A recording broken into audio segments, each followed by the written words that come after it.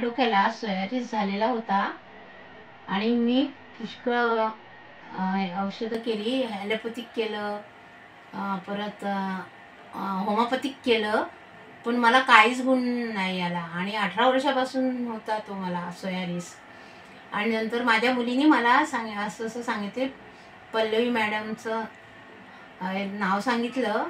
मग मी त्या आयुर्वेदिकमध्ये गेली पल्लवी मॅडमच्या इथे, आणि मग त्याने मला औषध चालू केलं.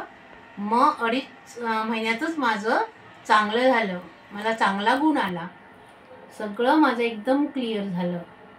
आणि आणि एकदाच मला जळू लावलेले, त्यामुळे एकदम मस्त क्लिअरच झालं आणि व्यवस्थित आहे. आणि पल्लवी मॅडमचे आभार.